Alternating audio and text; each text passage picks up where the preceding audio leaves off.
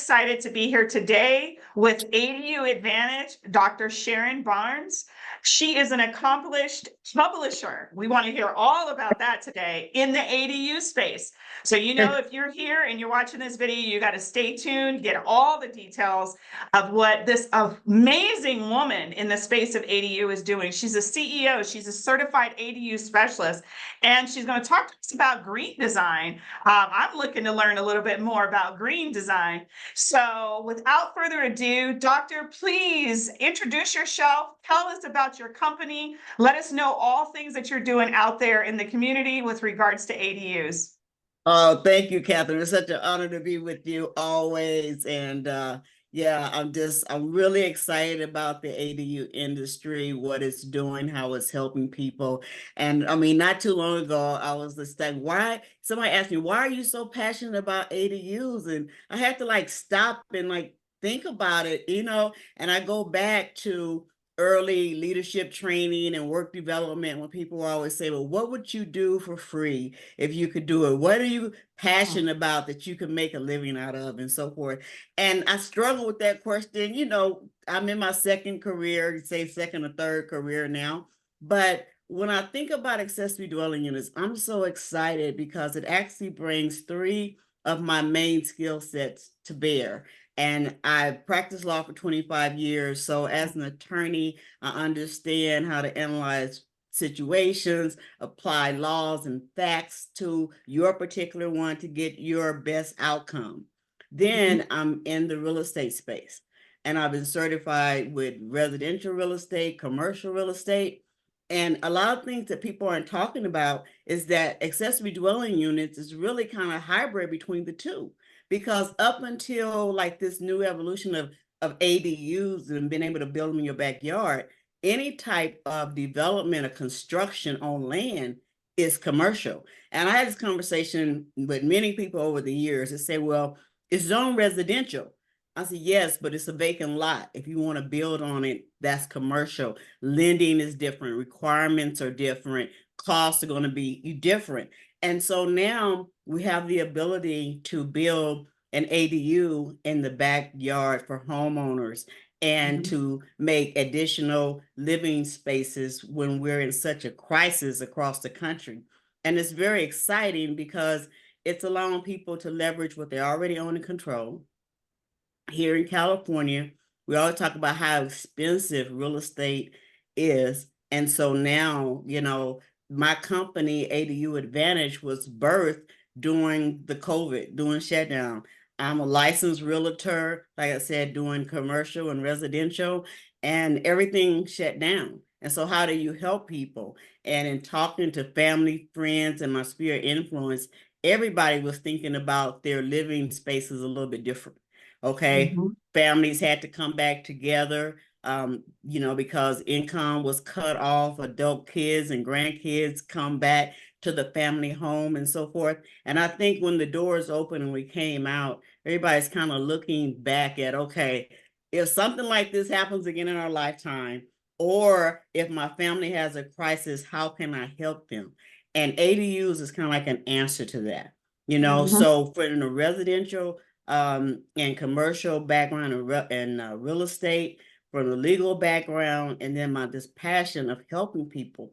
I mean, I think this is kind of our water bottle moment. I think back to my grandparents who had a well on their property. You could have never convinced them that one day we'll be paying $2 or more for a bottle of water in a store.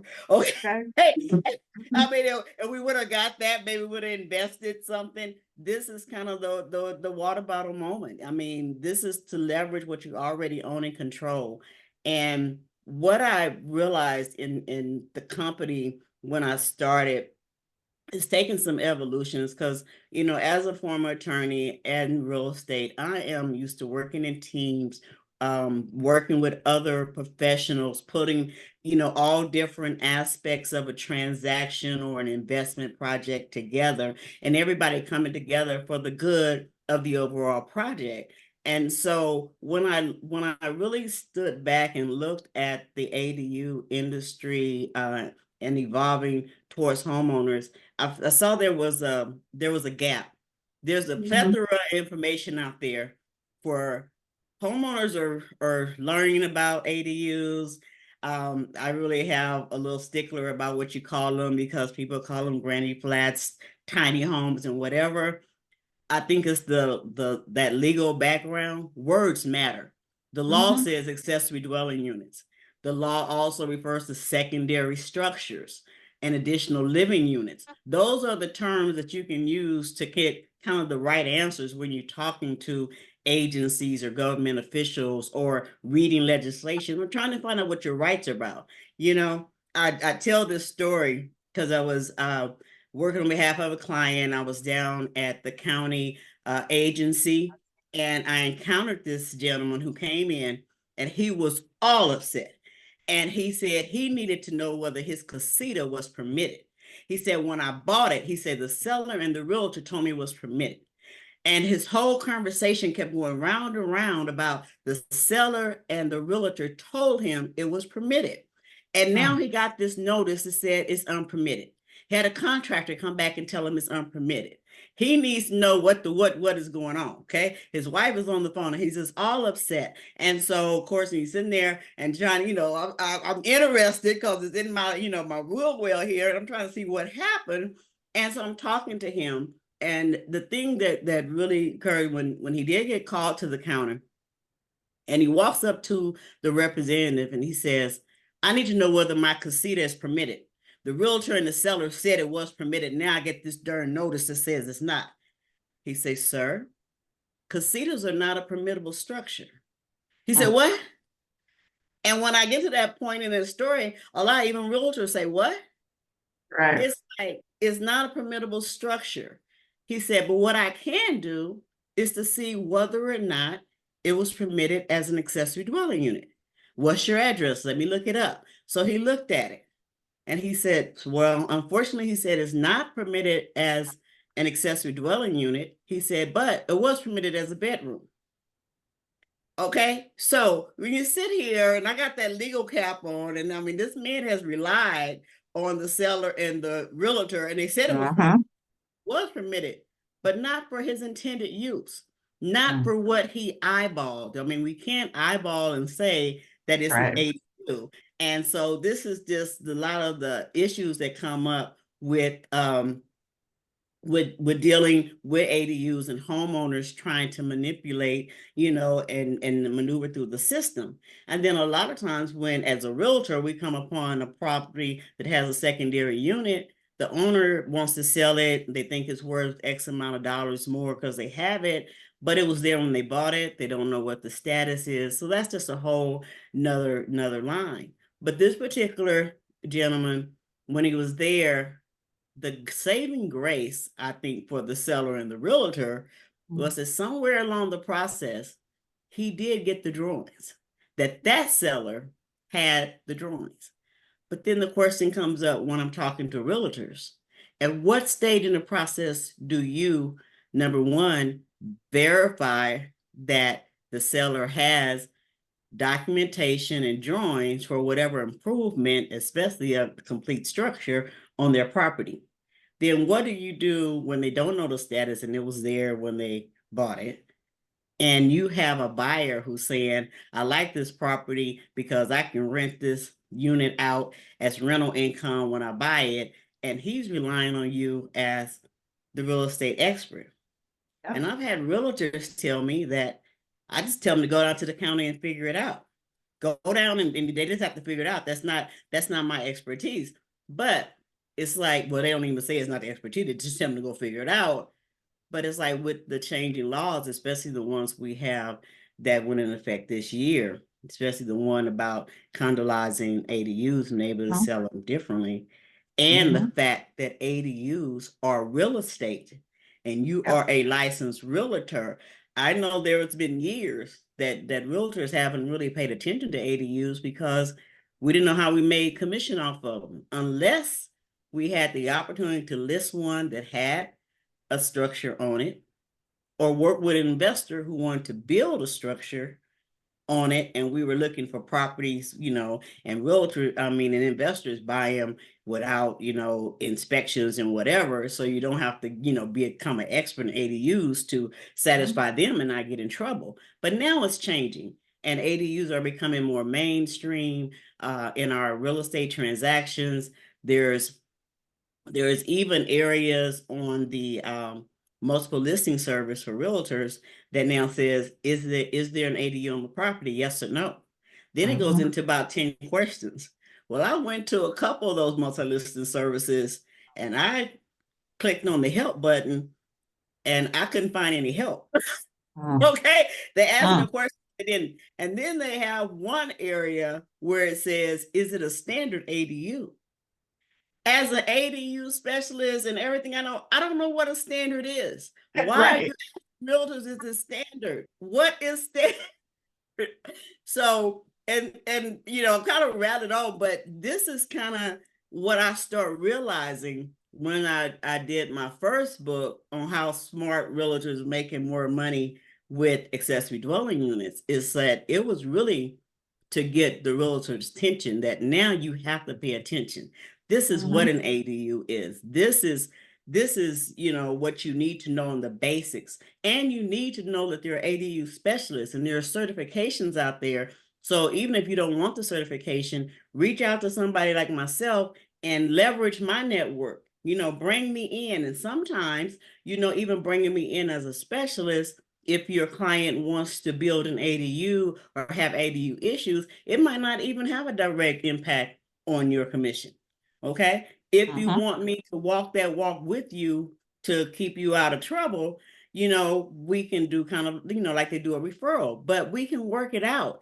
But it is a lot cheaper to bring in an ADU specialist when your client mentions ADU or when you see structure on a potential listing than it is for you to go through the whole transaction.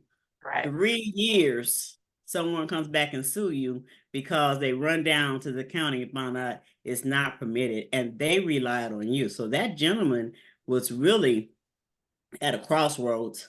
He could have went back and sued the seller and the realtor for misrepresentation. There's detrimental reliance. And so that's what I talked about in the book too. We have to pay attention as realtors.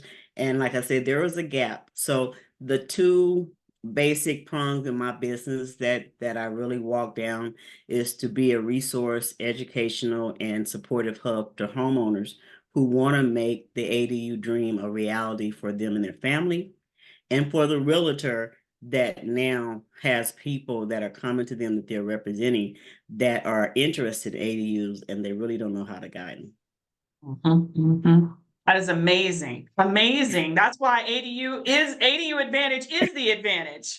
I heard so many golden nuggets there. I heard your legal background and putting that spin on it, not only for your realtor peers that are out there, but just being able to educate the homeowner or the property owner in this process. I've heard so many other little nuggets, just the education that you're providing just with working with your firm. It does circles. Talk to me a little bit about your A to Z process. If I was just, Sally Sue, and I was wanting to do an ADU or a casita in my backyard, what would be the steps that someone would go to work with ADU Advantage? Well, basically what I do, we've trying to educate people through our YouTube channel at ADU Advantage and online. And I do, meetings and speaking engagement webinars and so forth. And if you just come across us, online, receive calls or referrals for people. So you reach out and your first contact is usually directly with me. And what I do is go through that initial consultation to see where you're at. There's a lot of people that just have questions, and I'm the one for the questions. The consultant is the one who walks with you and assists you and kind of get your dreams to a reality, see where you are, and suggest to you the next steps. And so in doing that, sometimes it's sharing videos on certain topics with them. It's setting up maybe a Zoom meeting where I actually look at their property so we can both, because I still think a picture is worth 1,000 words. And so if we can look at it and then I can show you, what you can get in 500 square feet to 750. We can talk about different aspects of your lot and everything. And this gets you to a point where you are understand and you want to go one step further, because once you go to that next step, that's when you start involving architects, designers, construction, and each of those individuals and companies and lenders, they all have their own little services and parts that they're bringing. And like I said, so many moving parts that you need somebody to walk that walk with you. And I'm that person. So I can help you, get with the right financing people or get you several sources for financing to meet your project objective, give you up to 3 contractor bids or architects to start, because we have everybody from do it yourself because they have a construction license, they just need an architect or whatever to get started. And to give them an overall understanding of the process about, getting the permits, getting the drawings, how things are usually paid, like you pay for the permit separate than the financing. So anyway, I just tried to kind of get a reality and a solid foundation for the next step. Now, it used to be several, I say more than a year or so ago, we were saying, okay, you need to, let's put together the team with the architect or the contractor or the one-stop shop, or whether you wanted to piece it together and, depending on your funds and get you financed and so forth like that. But what I'm finding now is one of the best next steps would be to get a site inspection, which most of the contractors or people do for free. You come out, and that's where they can eyeball it with their expertise, okay? And Right. see if there's any obvious red flags, anything we can talk about, something that you're dreaming of that really can't be done according to the law, or that we have to be cautious about, or something that you kind of desire, that champagne taste on a beer budget. That's going to cost you. And we kind of get, so that's the next level of reality that we kind of get to. But after that, before just going directly to the architect or the contractor, we're finding that getting a feasibility study is the best next step.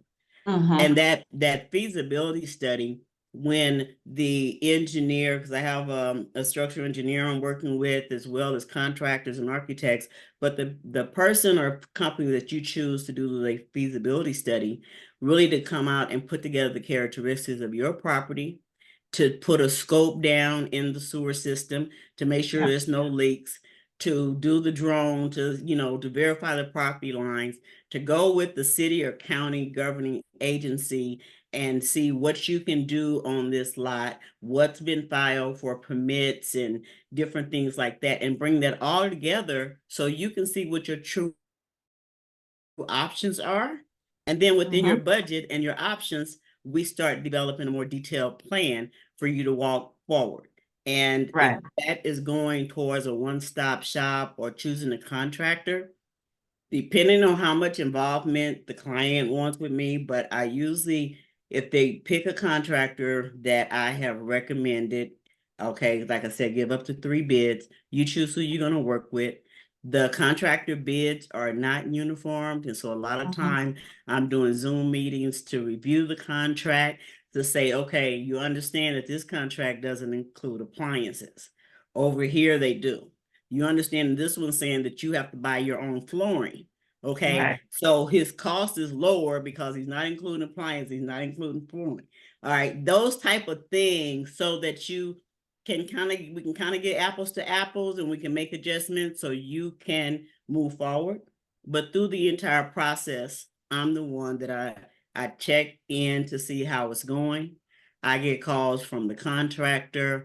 Just the other day, I had a contractor, when I did a site assessment, came back, and the owner wanted 675 square feet on the property. He said it couldn't be done. And we were looking, and I didn't really understand. And so I called him before the client, like, why? What are we talking about? Well, it's the rules are written in, with different criteria, but in this case, he had a structure. If he stayed within the footprint of the structure, he could do an ADU. But if you want to completely demolish the structure, and Yeah. build. He would have to meet the 4 feet setback from the property line, which he couldn't. He would have to Mhm. meet 20 feet from the main house, which he couldn't. Okay, because some Right. cities 10, some are 20. So if you change and you insist on completely demolishing something and it brings in different criteria, then you can't do it. And so, I communicate with the contractors, the architects, the people that I'm aware of that's working on the project every step of the way. And they usually include me on all communications and emails. So if I see there's a problem, and then I reach out to the homeowner too, and to the client, and see if there's any issues, because sometimes talking to the contractor is not the right person. It's kind of like, your car is going down the assembly line. You don't go in and say, why are you putting the screw right here? Okay. Hey, Right. you call me and say, it doesn't look like what I thought we agreed to, or I don't understand whatever, so that I can kind of mitigate. The sooner you do it, the better. Again, it goes back to the attorney thing, doing family law, doing the state, working with families, putting things together. And so it's like, let's not have a failure to communicate and derail the whole project. So I'm Mhm. there to walk through every step of the way and to verify with the people work if they need any extra hands. I'm more than qualified to go pick up drawings, go down, get some update if they're running behind. So we keep a schedule, because the timeline is so important, because the way our economy is, a few months can change everything because of the price. And we had the price of lumber shoot up at one time. And I mean, if you're taking a bid and starting something, it's taking you a year to get finished. That's a whole different, and people can come up with $20,000, $30,000 addition, and we end up Right. with these half-done ADUs. So timeline and communication is important, and it's a team effort. And I've vetted, people I work with, and we try just to do our best. Things happen when we're dealing with the public, but we Mhm. do our best to get you from dream to reality, and to let me walk that walk with you. And yeah, I'm a professional negotiator, 25 years of resolving problems in the legal system. So, let me use my skill for the good of you and your family. Definitely. That is amazing. Oh my gosh, just the work that you do and put into it, a problem solver, as I would say. I do want to ask you, what are two of the most recurring hurdles that you see people being impacted by possibly not doing something prior to saying, I'm going to build an ADU? What would be two things that you are constantly seeing as a recurring theme? It's the financing. I understand the budget. Number one is, the first thing that everybody asks on the first initial consultations. I just want to know how much an ADU costs. Can't tell you that. I mean, it's like walking to the door of a shoe store and say, how much are these shoes? I can give you a price range, okay, but I can tell you what the industry standard is. But each project, each lot, everything is different. I understand that, especially from as a real estate professional. We have overlapping rules. We have the process that we go through with a purchase, but every set of facts are different. Every owner, every seller, every lot. And so we have to understand this. But to get where you can see what you can get financed for, what budget you have in mind, and we to get the realistic understanding of financing. It's just like a hurdle, because, and again, it kind of goes back sometimes to the words. Like, I heard I can get a tiny home for like $30,000. Or what about that $7,000 that I can get from Walmart? It's like, first of Okay. all, accessory dwelling units are real estate. We do have to meet health and safety and whatever. And we've gone out to people, and they just come back and say, oh, this is great, and I really want you to do it, but I don't want the permits. I don't want the city to know. We're not the company for you. Okay, we're going to do it proper standard, health and safety, high quality, and legal. Nothing's going to come back on you or us, okay? Be doing anything that's not up to code. I don't understand some people's reason for some of their decisions, but financing is a big one. And because we went through the era where we got a lot of modifications and low interest rates, they don't want to touch them, and they've moved into a new home, don't quite have the equity, and that type of stuff. So it's kind of a hurdle. But on the other side, I've had families that come together because, different, I try to tell people there's different lenders that have different projects, and we have to think in terms of phases. So if phase one is that I need this ADU in my backyard for my mom, and let's think about how we can get it done once mom is in there and paying towards some type of rent, because I do talk to families, you're not helping anybody by not collecting rent. Nobody tells you what to do with the rental income once you get it. So if you take it from mom because she's on Social Security, she got to pay bills. She can't just pass stack it in her bank account. If you take the rent from mom, put it in an account for her or under her living trust, and use it for housekeeping, use it for medical, or send her on a cruise, or send her to visit her grandkids in another state. That's your business. But we got to recycle those dollars, because when I talk about leveraging what you already own and control, the only way to truly leverage is to treat it like a business.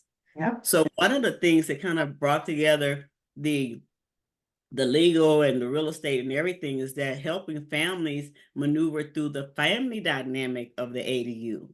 Okay, we have, adult children want to build the ADU in the mom's backyard. Well, they're not the only child. And so these other children want to know what happens if something happened to mom. You own the whole house now, and that type of stuff. But I've been able to work with families, especially those who have business backgrounds, LLCs, corporations, can do their a family business, under a business structure. As an attorney in my background, I can more than help guide them to that and bring in other resources if needed. And then if they're not that savvy and want to take on a business structure, the living trust is an excellent tool.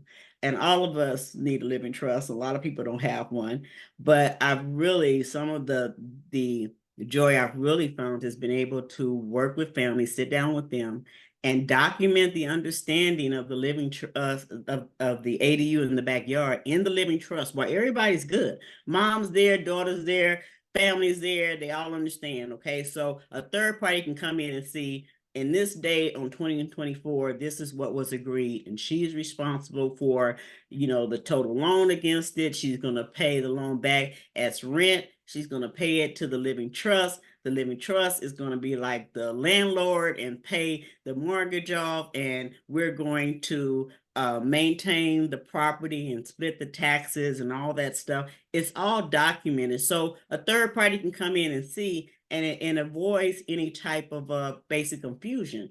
And especially if a family is looking to build generational wealth, when they're not looking to sell that property, but to keep it in the family, documenting that and laying out the future, the income, the occupancy, and where the money goes, and having the trust be like the landlord is the best you can do. It has its own bank account. So I told them, hey, everything is paid through the trust bank account, the taxes, the maintenance, put everything in there. So if anybody asks, we don't have to go to mom's bank account or daughter or nobody else. We go to the trust, and it shows every year property taxes, rental income, maintenance expenses, repairs, everything under that document. And it just avoids a lot of family stress and drama.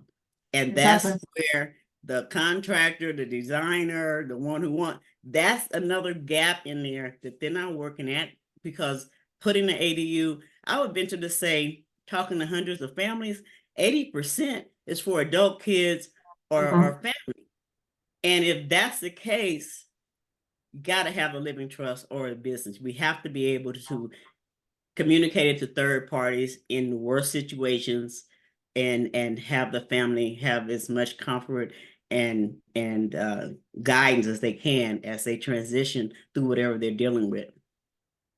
I tell you, Dr. Barnes, you have shared so much knowledge, so much knowledge. We definitely have to do a part 2 with you, for sure. Just the legal aspect of it, the getting your ADU and treating it as though it's a business, and really being about your business. And I'm just thoroughly impressed. I will like for you to share how individuals could get a hold of you to schedule an appointment, and or a phone number, or how they can get additional information from you directly as they're navigating the process, and or stopping where they are and who they're working with and directing their business to you, because of the wealth and additional pieces that in some instances I was like, didn't think about that. So Right, yeah, definitely let us know. those are, yeah, those auxiliary services, and that's what kind of makes me different. Like I say, I work with the contractors. I mean, there's people out there doing great works, and we need the ADUs, but you know, there's just a gap there. And so you said between finances and family matters, there's Yeah. that gap. And like I said, I just been trained on dealing with gaps. So it's like, you know, And ADU Advantage fills the gaps. Oh, yeah, wow. not to mention that a lot of these families do have homes to sell, like the mother may have a home to sell. And I have a program that we can give up to $20,000 to help get the maximum dollar for that home and use it towards the ADU. So Wow. it's just there's a lot of things out there. There's a lot of things out Definitely. there. Give the So viewers your contact information so they can get connected to ADU Advantage. Go ahead, Dr. Barnes. all right. So I have two websites because I deal with the regular real estate and some support for realtors and buyers and sellers, and that's under SharonBarnesRealEstate.com. If Okay. you're just focusing on accessory dwelling units, I have ADU Advantage Now, that's NOW.com for my website. My direct, and I will go ahead and give my direct cell number.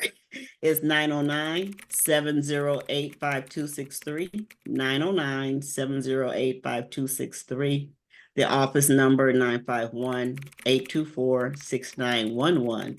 Reach out to me. We also have a link for a calendar session where you can schedule a meeting with me. If you just click on that, schedule a meeting, be glad to jump on the phone with you, or even better yet, get on Zoom with you and look at your property. We can also, as I said before, review documents with you if you have any questions. And I have different levels of service depending on how much help you need and how many steps you want me to take with you. Wow. Dr. Barnes is the truth. ADU Advantage. The link and information that she shared will be in the bottom of this video. And again, with all homage and due respect, thank you, Dr. Barnes. You are phenomenal. I'm just blown away by all the resources and information you have to share. Oh, thank you so much, Catherine. It's just been an honor. And yeah, I'm working on my second book now with these new laws that came out in 2024. So that'll be coming out in about next month. Perfect. And she'll be sure and put those links in the video as well, so you can access those materials. Again, Yes. Doctor, it has been a pleasure. Have a blessed Thank rest you. of your day. And again, You thank you for too. your time. Thank you. We'll It's been an honor. Thank you. Beautiful.